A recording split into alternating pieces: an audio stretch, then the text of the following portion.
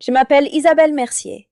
J'ai 29 ans et je suis assise dans le bureau d'un notaire un mardi matin en train de fixer un document qui dit que mes parents ont besoin de ma signature pour survivre.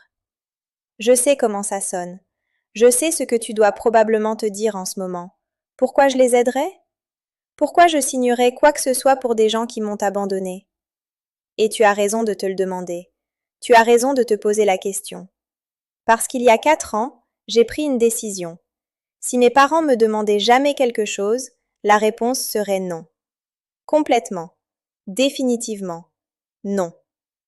Mais ce n'est pas ce qui s'est passé. Et la raison pour laquelle ça ne s'est pas passé comme ça, c'est toute la raison pour laquelle je te raconte cette histoire. Laisse-moi te ramener au début. J'ai grandi à Lyon, dans le 6e arrondissement, dans une maison que les autres enfants pensaient parfaite. Un appartement bourgeois avec vue sur la basilique Notre-Dame, une mère toujours impeccablement vêtue, un père chirurgien cardiaque. Le genre de famille qui appartenait au club de tennis. Le genre de famille où tout paraissait juste à la surface. Mais ma famille avait une structure, et j'étais née au bas de cette hiérarchie. Mon petit frère Théo avait 7 ans de moins que moi. Quand il est né, je me souviens que j'étais excitée, j'avais 12 ans, et j'ai pensé que c'était amusant d'avoir un frère. Mais quand Théo a eu environ 7 ans, on a découvert qu'il avait une dyslexie. Rien de grave. Rien qui l'empêchait de fonctionner ou de réussir. Mais ça signifiait qu'il avait du mal avec les choses qui me venaient facilement à moi. Et le moment où ce diagnostic est arrivé à la maison, toute la famille s'est réorganisée autour de sa lutte. Mon père, Philippe, s'est mis en overdrive. Il a engagé des professeurs particuliers. Il faisait les devoirs avec Théo chaque soir. Il appelait l'école. Il cherchait des spécialistes. Il a transformé la dyslexie de mon frère en une mission. Pendant ce temps, ma mère, Véronique, a commencé à organiser tout son emploi du temps autour des besoins émotionnels de Théo. Elle était présente à chaque rendez-vous, à chaque déception, à chaque moment où il se sentait découragé. Et moi, j'étais capable, indépendante, la facile, celle qui n'avait besoin de rien. Je me souviens de l'année où j'ai remporté le premier prix régional en mathématiques.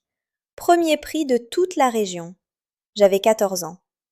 Mes parents sont venus à la cérémonie, mais ils sont partis tôt parce que Théo avait une crise d'anxiété à l'école ce jour-là.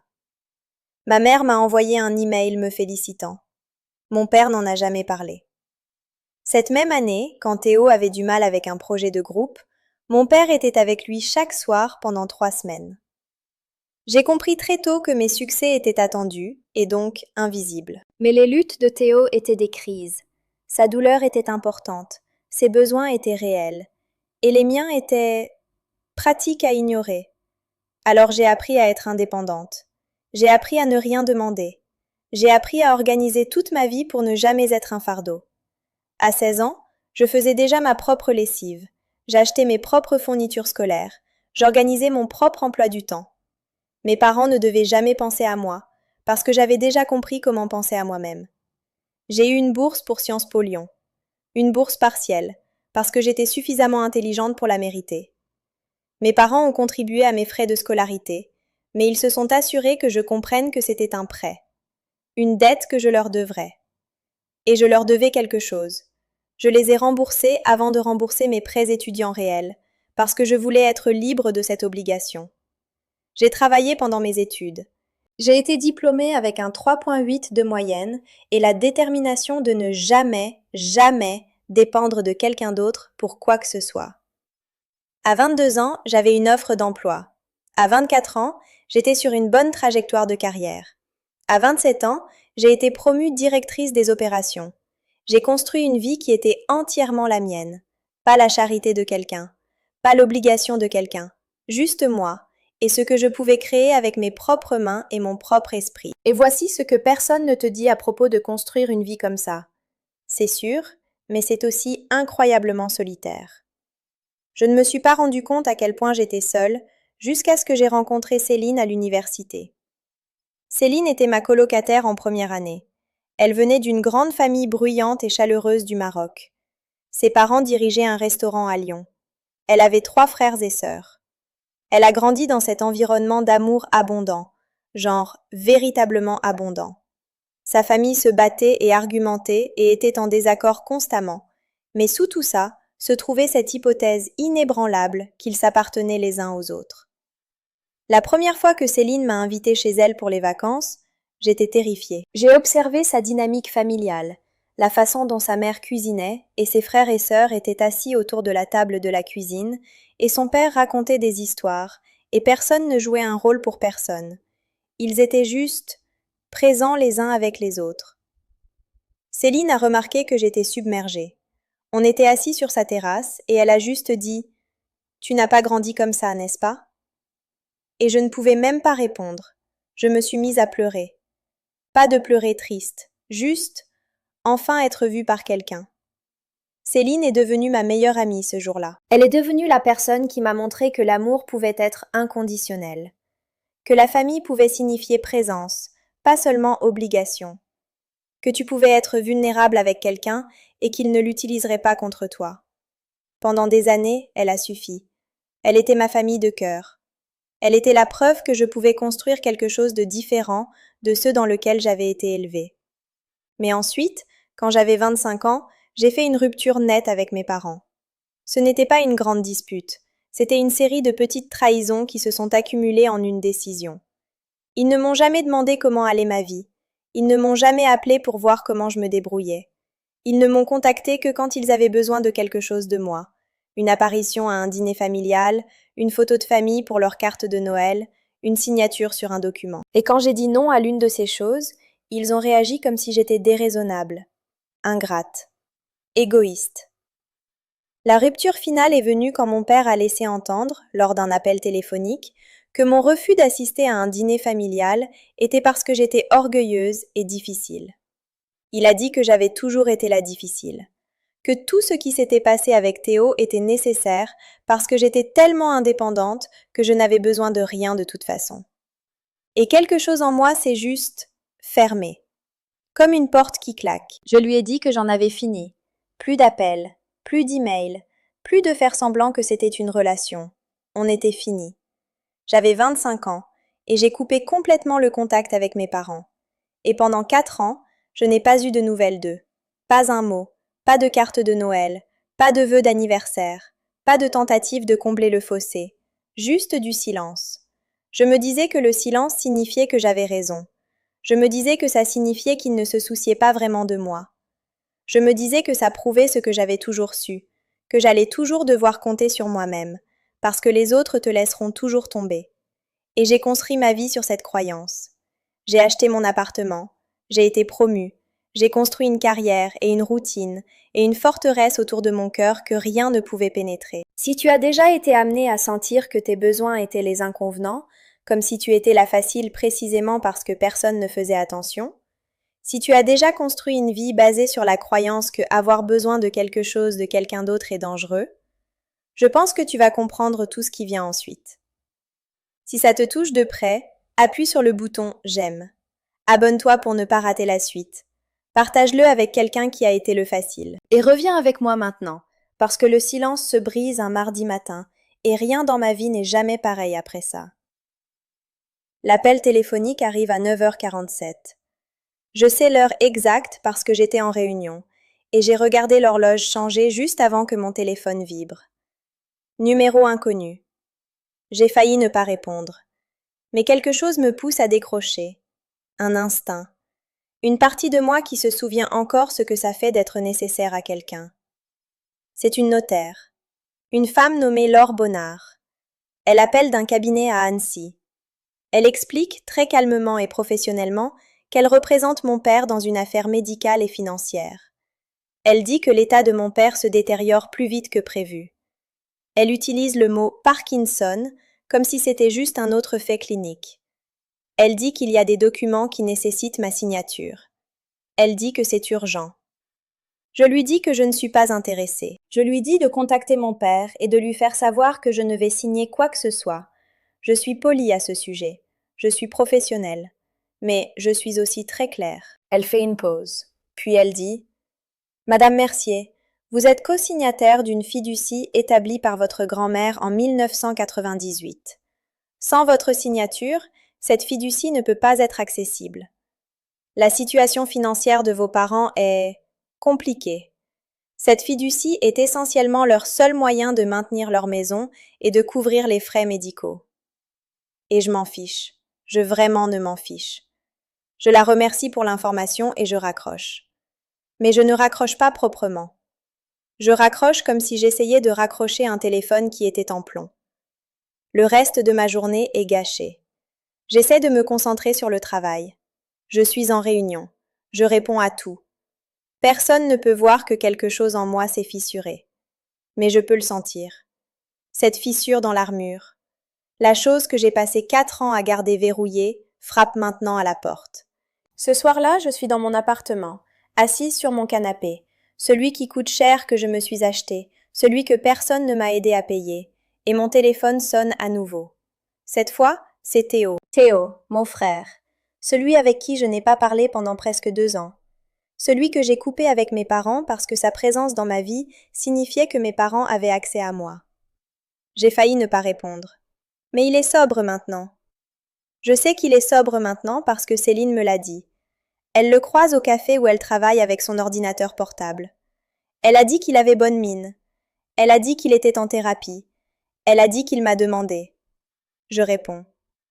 M, dit-il. Et entendre mon nom de sa bouche, je n'avais pas entendu mon nom dit comme ça depuis si longtemps, comme s'il m'appartenait à quelqu'un qu'il aime. Je sais que tu ne veux probablement pas m'entendre, et je n'appelle pas pour essayer de changer ta façon de penser à quoi que ce soit. J'appelle juste pour te dire la vérité, parce que je pense que tu la mérites. Il me parle du diagnostic de mon père. C'est pire que ce que la notaire a dit. Ça progresse plus vite qu'il l'attendait. Il me parle de l'AVC de ma mère il y a 2 ans. Je ne savais pas qu'elle avait eu un AVC. Il me parle de la situation financière. Mon père a pris de mauvaises décisions d'investissement. La crise du marché les a blessés plus que les autres. Ils épuisent leurs économies. La maison dans laquelle j'ai grandi, la maison qui ressemblait plus à un musée qu'à un foyer, ils font face à la possibilité de la perdre. Ils ont peur, M, dit Théo. Et j'entends quelque chose dans sa voix que je n'ai pas entendu depuis des années. De la compassion. Pour eux. Pour les gens qui se sont concentrés sur ces luttes et ont ignoré les miennes. Ils sont en train de mourir, et ils ont peur. Et je pense que ça compte. Je ne pense pas que ça excuse ce qui s'est passé avec toi. Mais je pense que ça compte. Je ne réponds pas. Je ne peux pas répondre. Je ne te demande pas de les aider, continue-t-il. Je ne te demande pas de les pardonner. Je ne te demande rien. Je voulais juste que tu saches la vérité au lieu de la découvrir indirectement. Tu mérites ça. Puis il dit au revoir, et il le pense. Il ne s'attend pas à ce que je le rappelle. Il n'essaie pas de combler le fossé. Il me dit juste quelque chose que j'avais besoin de savoir, puis il me laisse partir. Je reste assise dans le noir de mon salon pendant 3 heures après cette conversation. Je construis ma vie. Je la construis sur le principe que je ne dois jamais dépendre de quelqu'un d'autre. Je la construis sur le principe que mes parents m'ont échoué, et donc je m'échouerai moins à moi-même. Je la construis sur le principe que avoir besoin de gens est dangereux. Mais maintenant, mes parents ont besoin de moi. Et je suis supposée dire non. Je suis supposée maintenir la limite. Je suis supposée les laisser souffrir les conséquences de leur choix. Sauf que je me rends compte, assise dans le noir, que je ne sais pas vraiment si je peux faire ça. Pendant la semaine qui suit, j'essaie de vivre ma vie normalement. Je vais travailler, j'excelle au travail. Je fais exactement ce que je suis supposée faire, quand je suis supposée le faire. Je suis, comme toujours, parfaitement capable. Mais je ne peux pas manger. Je ne peux pas dormir. Je n'arrête pas de penser au tremblement de mon père. Je n'arrête pas de penser à l'AVC de ma mère. Je n'arrête pas de penser à eux allongés dans cette maison, attendant d'entendre si leur fille va les laisser se noyer. Vendredi, Céline appelle. « Tu fais ce truc, dit-elle immédiatement. Pas de bonjour, pas de préambule. Quel truc? Le truc où tu prends une décision entièrement seule et puis tu la portes comme si elle était en béton. Tu catastrophises à propos de quelque chose et tu le fais seul. Je le sens toujours. Je ne le nie pas. Avec Céline, ça n'a pas de point. Viens chez moi demain, dit-elle. Apporte un sac de nuit, apporte ton chaos. On va s'asseoir avec ça ensemble. Je ne veux pas. Je veux m'asseoir seule avec mon armure et ma colère justifiée, et mon rationnel soigneusement construite pour laquelle je ne dois rien à mes parents. Mais je sais que Céline a raison. Et je sais que je ne peux pas survivre à ça seule. Alors je conduis jusqu'à la maison de Céline le lendemain matin. Elle a un fils de 2 ans nommé Noé. Il est obsédé par les dinosaures. La première chose qu'il fait quand j'arrive, c'est me montrer sa collection de dinosaures en plastique et m'expliquer, dans un détail élaboré, ce que mange chacun d'eux. Je m'assieds sur le sol du salon de Céline, entourée de dinosaures, tandis que son fils raconte la chaîne alimentaire, et je commence à pleurer. Pas une jolie pleure, une vraie pleure. Le genre où tes épaules tremblent et tu ne peux pas respirer correctement. Noé tapote juste mon bras et retourne à ses dinosaures. Et Céline s'assied à côté de moi et ne dit rien. Elle s'assied juste. Elle n'essaie pas de le réparer. Elle n'essaie pas de l'expliquer. Elle porte juste témoignage à ça. Après un moment, je lui raconte tout. L'appel de la notaire, l'appel de Théo, le poids de savoir que mes parents souffrent et que j'ai le pouvoir d'arrêter cette souffrance et que j'ai tous les droits de ne pas le faire. Qu'est-ce que tu veux faire ? Demande Céline. Et c'est la question, n'est-ce pas ? Pas ce que je devrais faire, pas ce qu'il mérite, mais qu'est-ce que je veux faire ? Je n'arrête pas de y penser, je n'arrête pas de le tourner. Parce que sous la colère, sous les années de blessures, il y a quelque chose d'autre. Il y a une petite fille qui voulait que ses parents la remarquent, qui voulait compter pour eux de la manière dont Théo comptait, qui voulait être la crise qui les ferait se montrer. Je réalise, assise sur le sol du salon de Céline, que j'ai passé 4 ans à essayer de tuer cette petite fille en moi. Essayer de la faire arrêter de vouloir des choses. Essayer de la faire arrêter d'avoir besoin de gens. Et ça ne marche pas. Elle est toujours là. Elle espère toujours. Et maintenant mes parents souffrent, et elle espère que c'est peut-être le moment où tout change. C'est à ce moment que mon téléphone vibre. Un texto d'un numéro inconnu. C'est de la notaire. Elle dit qu'elle m'envoie quelque chose. Des documents officiels. La paperasse de la fiducie. Des informations sur la situation financière. Elle dit qu'elle ne me fait pas de pression. Elle dit que mes parents lui ont demandé de l'envoyer, mais ils lui ont aussi demandé de me dire que j'ai le droit de refuser. Mon droit de refuser. Comme si c'était une sorte de réconfort. J'ouvre l'email. Je télécharge les documents. Je regarde l'accord de fiducie, le testament de ma grand-mère de 1998, à l'époque où elle était encore vivante, avant que tout s'effondre. Et puis je vois quelque chose que je ne m'attendais pas à voir. Au bas du document de fiducie, il y a une note manuscrite. C'est l'écriture de mon père. Elle est datée d'il y a 4 ans, juste au moment où j'ai coupé le contact. La note dit « Si Émilie a jamais besoin de ça, j'espère qu'elle l'utilisera pour elle. Pas pour nous, pour elle. C'est tout ce que je veux maintenant. Je n'arrête pas de penser à ce que cela signifie d'avoir quelqu'un qui utilise votre amour pour eux comme un outil contre vous. De savoir exactement à quelle porte frapper parce qu'on sait que vous allez répondre.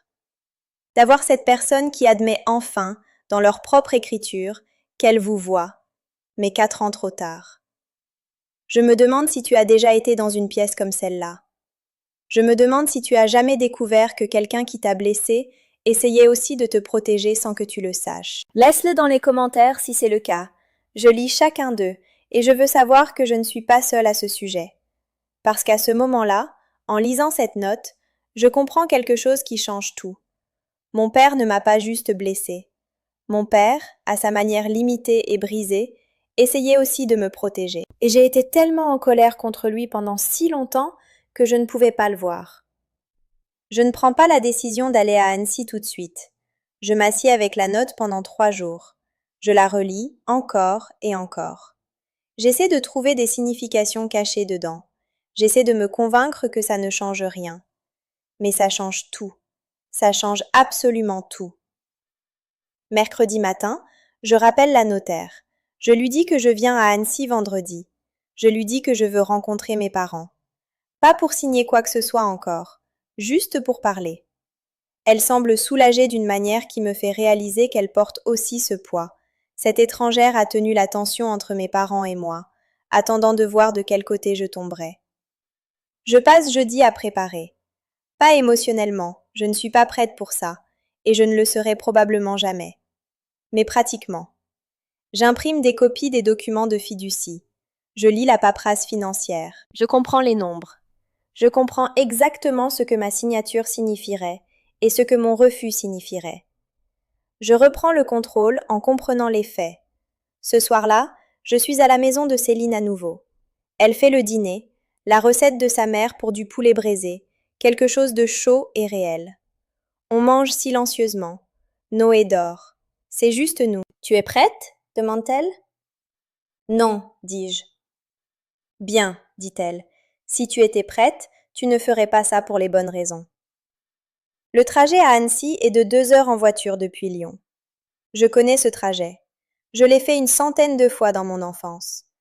Mais je ne l'ai pas fait en 4 ans. L'autoroute ressemble à la même. Les sorties ressemblent à la même. Mais tout ressemble différent parce que je suis différente. Je passe à travers les montagnes. Je passe par les villes où mes parents nous ont emmenés en vacances en famille. Je passe la sortie où mon père s'est arrêté une fois parce que Théo avait une crise d'anxiété dans la voiture. Et il s'est assis sur le siège avant avec ses mains sur le volant, essayant de respirer, essayant d'être présent pour une crise qui n'avait rien à voir avec moi. J'arrive à la maison à 14h15 vendredi. La maison ressemble à celle d'un vieillissement. Plus petite que dans mes souvenirs. Plus vieille. La peinture s'écaille légèrement sur le porche de devant. Le jardin que ma mère avait l'habitude de maintenir obsessivement, c'est devenu trop envahi maintenant. Il y a une rampe sur le côté qui n'était pas là avant. Une rampe pour ma mère, je me rends compte. Pour qu'elle puisse entrer et sortir de la maison. Je reste assise dans ma voiture pendant 11 minutes avant de pouvoir me faire aller à l'intérieur. Mon père répond à la porte. Et je dois consciemment me rappeler de respirer, parce que la première chose que je remarque, c'est qu'il est en train de mourir. Je veux dire, je savais intellectuellement qu'il était malade. Mais le voir le tremblement dans ses mains, le poids qu'il a perdu, la façon dont il bouge comme s'il n'était pas complètement sûr que son corps allait coopérer avec ce qu'il lui demande, ça me frappe différemment. Isabelle, dit-il. Et il y a tellement dans ce seul mot, soulagement, peur, honte, espoir.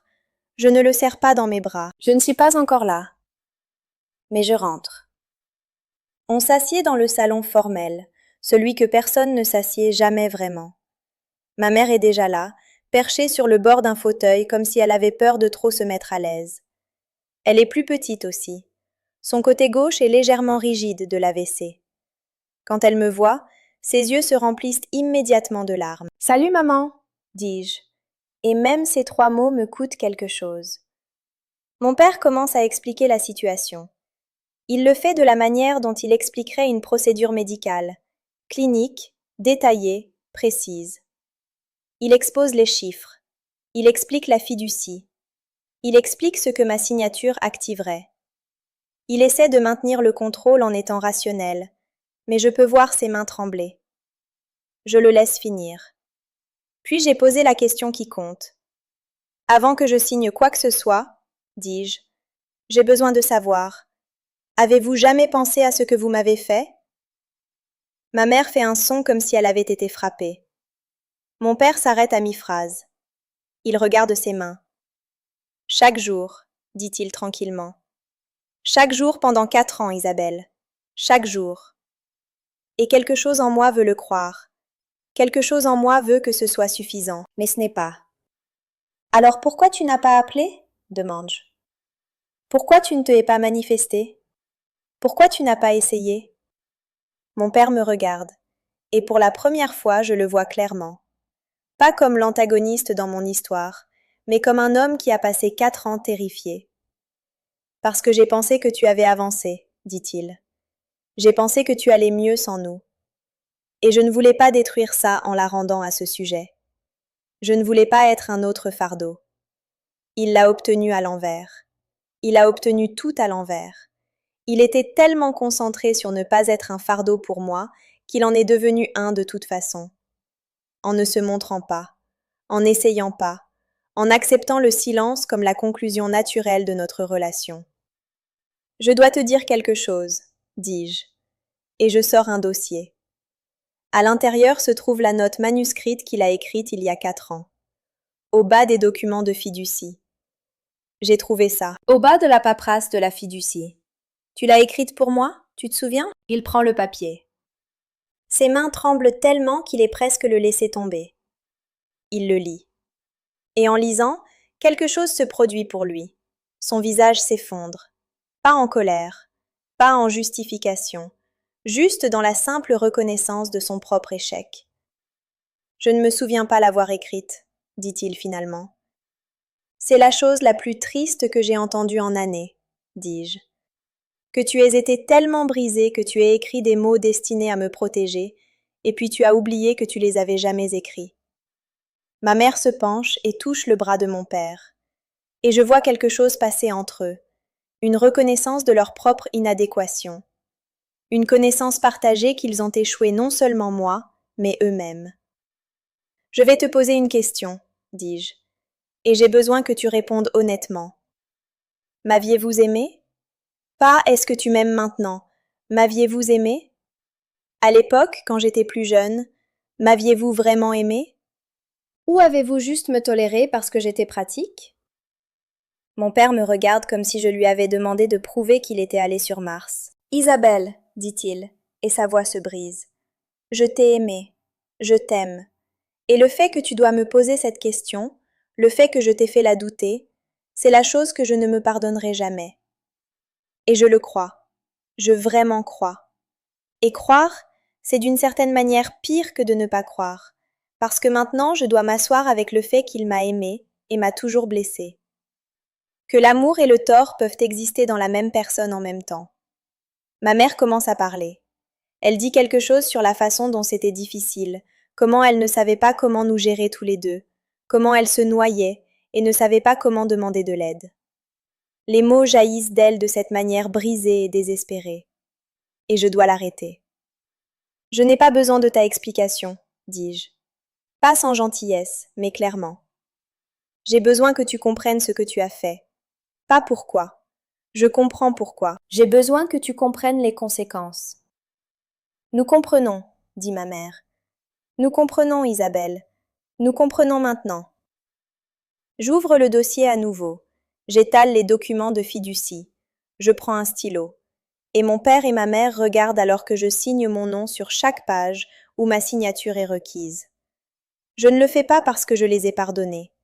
Je ne le fais pas parce que je crois que cela efface ce qui s'est passé.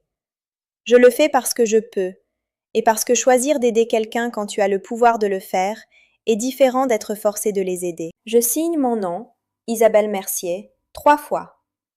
Chaque signature prend quelques secondes, et avec chacune, je sens quelque chose en moi se déplacer. Quand j'ai terminé, je ferme le dossier. Je regarde mon père. Je dis une phrase. J'espère que tu utiliseras ce temps pour comprendre pourquoi tu as pris les décisions que tu as prises. Puis je me lève et je pars. Je ne claque pas la porte, je ne me retourne pas, je pars juste. Dans ma voiture, je reste assise dans l'allée pendant 20 minutes. Je ne pleure pas, je ne me sens pas triomphante. Je me sens fatiguée. Le genre de fatigue qui vient de porter quelque chose de lourd pendant si longtemps que tu oublies ce que ça ressemblait de le mettre vers le bas. Il savait.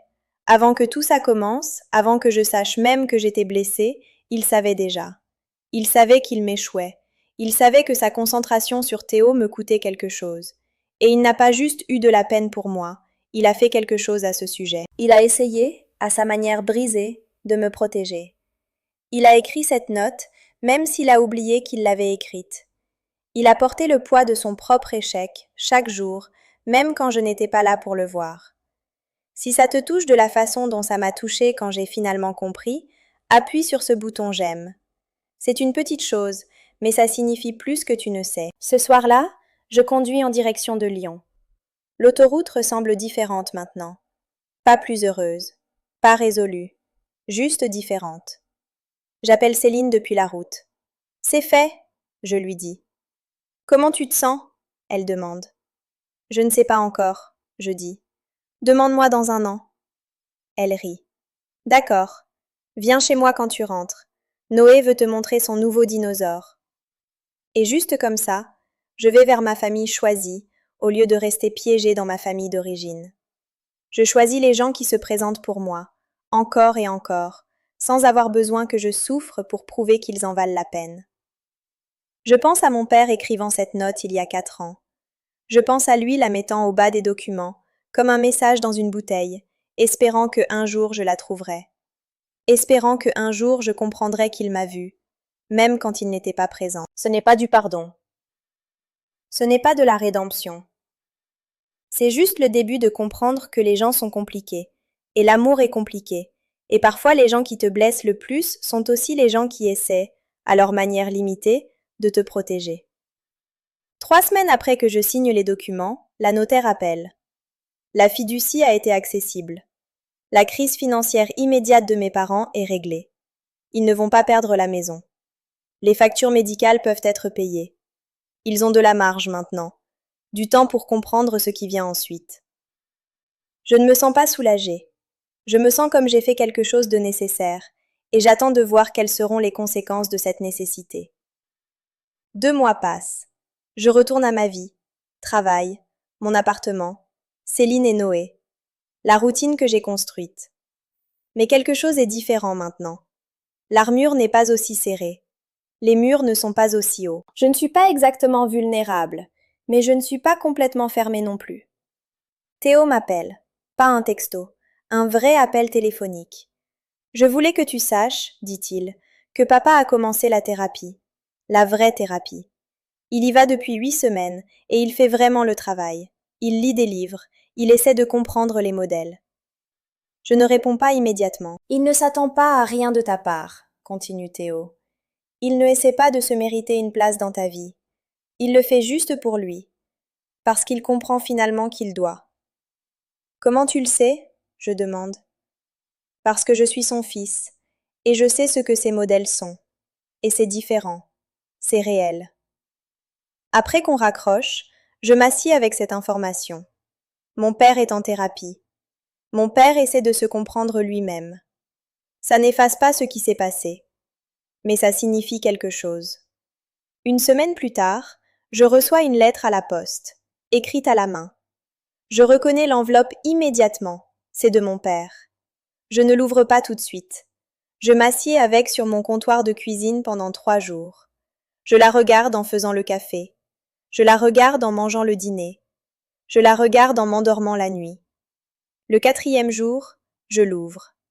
La lettre est simple, courte, pas éloquente, juste honnête. Il écrit: Isabelle, je sais que tu pourrais ne jamais lire ça.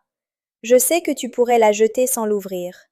Mais j'avais besoin de l'écrire de toute façon. Je suis en thérapie maintenant, essayant de comprendre pourquoi j'ai pris les choix que j'ai pris avec toi. Je commence à voir que j'avais tellement peur de ressembler à mon propre père, tellement peur d'être un fardeau, que je t'ai fait peur d'être un fardeau aussi. Je t'ai enseigné que avoir besoin de quelque chose de quelqu'un d'autre était la faiblesse. Et je l'ai fait parce que j'étais faible. J'avais peur. Je ne te demande pas de me pardonner. Je te demande juste de savoir que je le vois maintenant, que j'essaie d'être différent, que je suis désolée, que je t'aime, que j'ai toujours. Papa. Je relis la lettre 3 fois.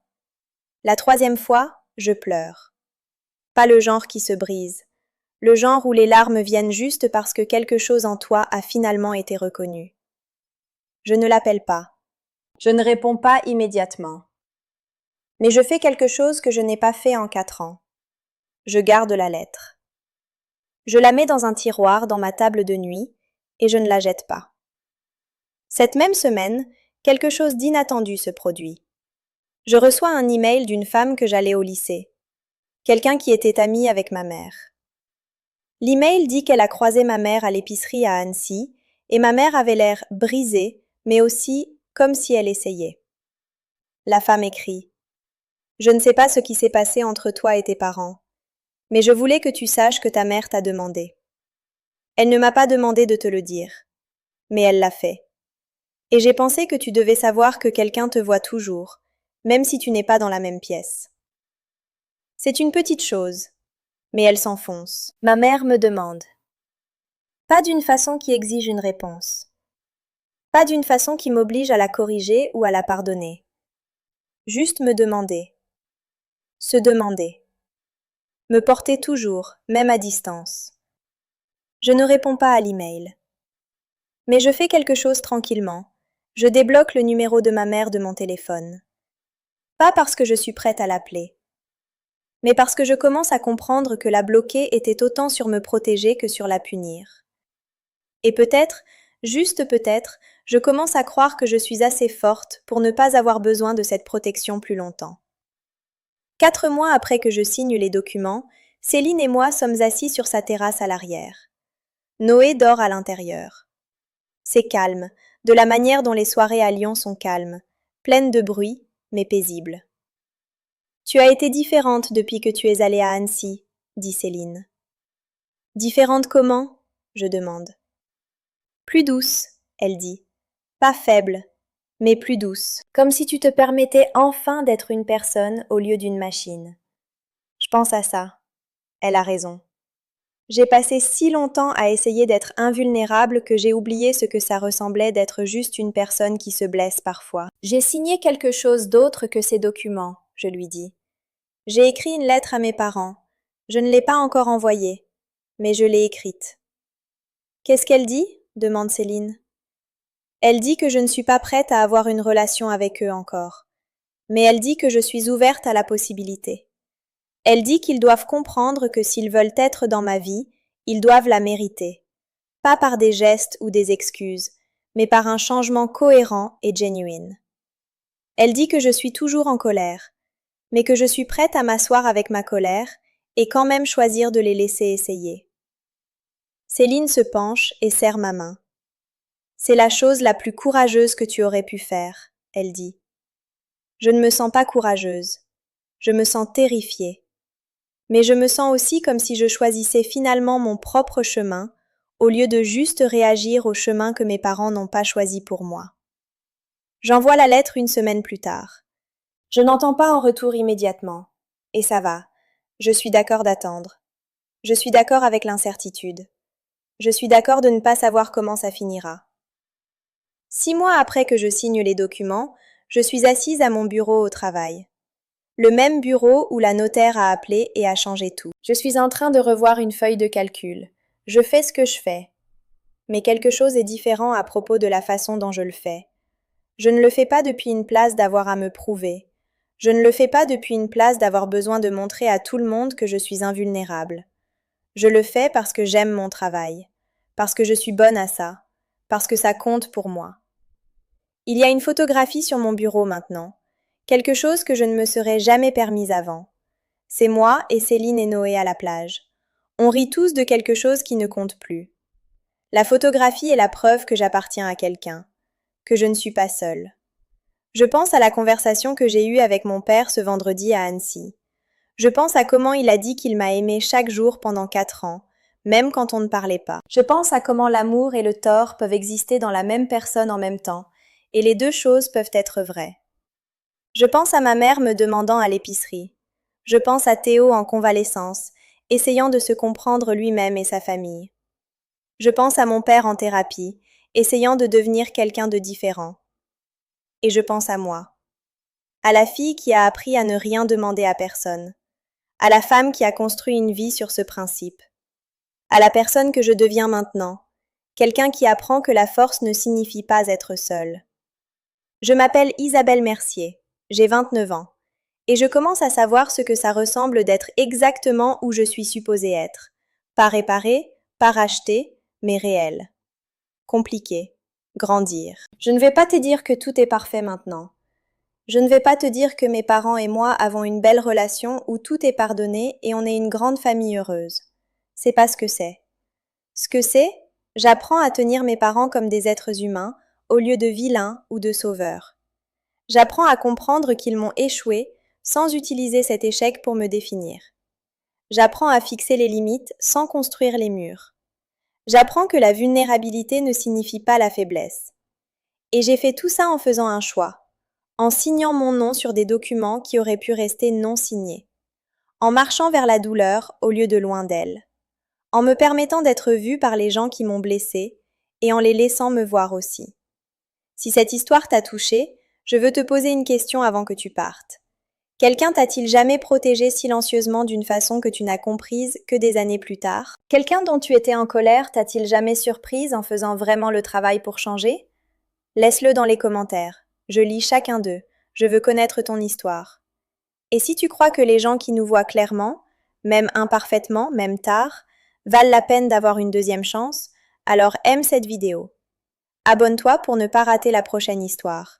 Et partage-la avec quelqu'un qui a été le facile, qui a été amené à sentir que ses besoins ne comptent pas. Partage-la avec quelqu'un qui a besoin de savoir que tu ne dois pas choisir entre te protéger et rester ouvert. Tu peux faire les deux. Je pense souvent à ce moment dans le bureau de la notaire, avant même que je sache que cette histoire changerait ma vie. Je me demande ce qui aurait pu arriver si j'avais juste dit non, si j'avais maintenu le silence, si j'avais laissé mon armure rester intacte. Peut-être que je serais plus heureuse, peut-être que je serais plus stable, peut-être que je ne ressentirais pas ce que je ressens maintenant quand je pense à mon père, cette combinaison compliquée de compassion et de colère, de compréhension et de blessures non résolues. Ou peut-être que je serais exactement comme j'étais avant, invincible sur la surface, complètement seule à l'intérieur, construisant une vie basée sur le principe que les gens te laisseront toujours tomber, donc pourquoi te permettre de les avoir besoin? Je pense à la fille que j'étais quand je suis arrivée à ce bureau de notaire. Elle était si certaine, si claire, si absolue dans sa conviction que dire non était la bonne réponse. Et peut-être qu'elle avait raison. Peut-être que dire non aurait été plus facile. Mais facile n'est pas la même chose que vrai. Et je suis en train d'apprendre que ma vie est meilleure quand elle est vraie au lieu de juste facile. Mon frère Théo m'a dit quelque chose il y a quelques semaines, et ça m'a resté. Il a dit que la plupart des gens passent leur vie à essayer d'éviter le type de conversation que j'ai eue avec mes parents ce vendredi à Annecy. Il a dit que la plupart des gens meurent sans jamais savoir vraiment comment les gens qui les ont blessés les ont aussi essayé de protéger. Parce que c'est difficile. C'est tellement plus difficile que juste rester en colère. Rester en colère, c'est simple. C'est noir et blanc. Mes parents m'ont échoué. Période. C'est terminé. Mais la vérité est que mes parents m'ont échoué et qu'ils m'ont aimé. Qu'ils m'ont ignoré et qu'ils essayaient de me protéger. Que tout ce qu'ils ont fait mal venait aussi d'un endroit où ils croyaient faire juste. Ce n'est pas du pardon. Je veux être claire à ce sujet. Ce n'est pas comme si je me suis assise dans ce salon et tout s'est soudainement mieux passé. Je suis toujours en colère. Il y a toujours des choses que je ne comprends pas.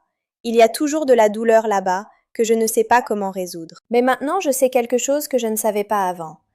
Je sais que mon père a écrit cette note il y a 4 ans, quand il était désespéré. Je sais qu'il pensait à moi chaque jour, même quand je ne pensais pas à lui. Je sais qu'il voulait me protéger du fardeau de lui ayant besoin de moi. Et même si ça ne change pas ce qui s'est passé, ça change le sens que ça prend. Je suis allée à Annecy parce que Théo m'a dit la vérité. Pas parce qu'il me jugeait, pas parce qu'il essayait de me changer, juste parce qu'il croyait que j'avais le droit de savoir. Et c'est exactement ce que j'ai commencé à faire pour moi-même aussi. À chercher la vérité au lieu de l'histoire que j'avais créée. À regarder mon père, pas comme le vilain dans ma vie, mais comme un homme qui avait peur et qui faisait le mieux qu'il pouvait avec ce qu'il avait. Je sais que ça ne va pas résoudre tout. Je sais que ça ne va pas me guérir complètement. Mais ça me permet de respirer. Ça me permet de vivre ma vie sans porter le poids de la colère que j'avais décidé était mon dû. Et c'est drôle parce que la seule personne que ça a réellement blessée, c'était moi. J'ai parlé à un thérapeute à ce sujet. Je n'avais jamais vraiment parlé à quelqu'un professionnellement sur ce qui s'était passé entre moi et mes parents. Ça semblait étrange de le faire maintenant, après que j'avais déjà dépassé le pire, ou du moins, c'est ce que je pensais. Mais la thérapeute m'a dit quelque chose qui m'a choquée. Elle a dit que beaucoup de gens qui ont grandi comme moi, comme l'enfant qui ne demandait jamais rien, qui était toujours capable, qui ne causait jamais de problème, passent leur vie entière en train d'essayer de prouver quelque chose. Ils construisent des carrières brillantes, ils gagnent beaucoup d'argent, ils obtiennent tout ce qu'ils sont supposés vouloir. Et ils restent vides à l'intérieur parce qu'ils n'ont jamais vraiment senti qu'ils méritaient d'avoir quelque chose sans avoir à le gagner. C'est m'a touché différemment que je m'y attendais, parce que je reconnais ça. Je reconnais cette petite fille en moi qui croyait que si elle était assez bonne, assez indépendante, assez capable, peut-être que alors quelqu'un verrait que ça valait la peine d'être vu.